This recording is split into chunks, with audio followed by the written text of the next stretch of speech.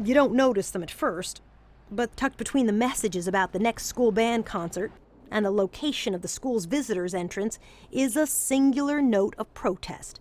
State owes you $46.20 million. Fix school funding.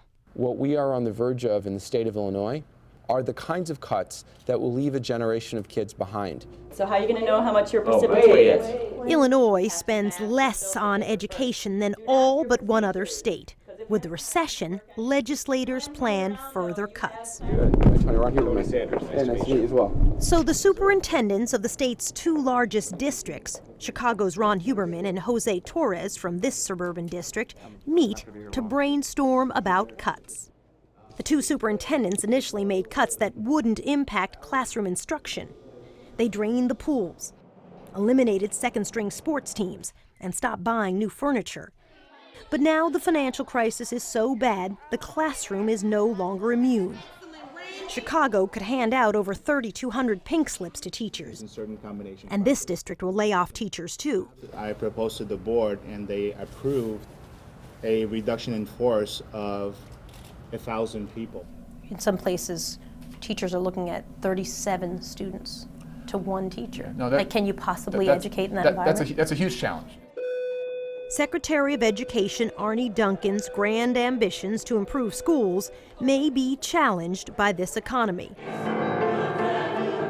28% of the suburban district's teaching force has been let go. At a break in rehearsal, Streamwood High's much-loved choir teacher breaks the news.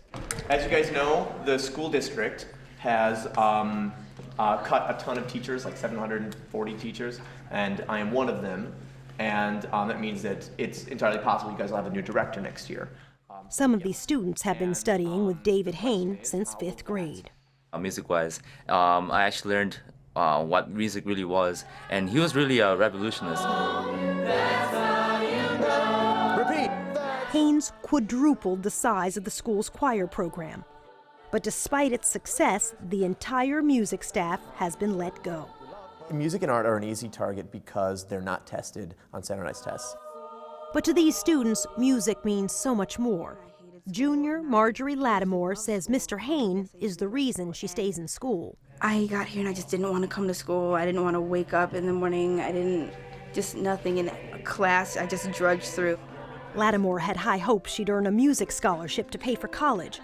But now she's not sure if singing is in her future. To her, Mr. Hain is irreplaceable. People are here because he makes them feel safe and like they're a part of something bigger than themselves. 1, 2, 3. Hain understands layoffs are a necessary evil, but he worries it sends his students the wrong message. The thing that the students need is consistency. They need to see the same faces. They need to have the same message drilled into them from the time they're little kids all the way up to when they graduate.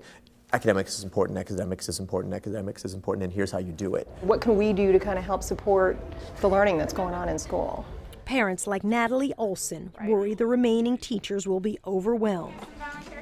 That could be especially hard on her second grader. I happen to have a little guy who has a hard time sitting still, and so he requires a little bit more attention.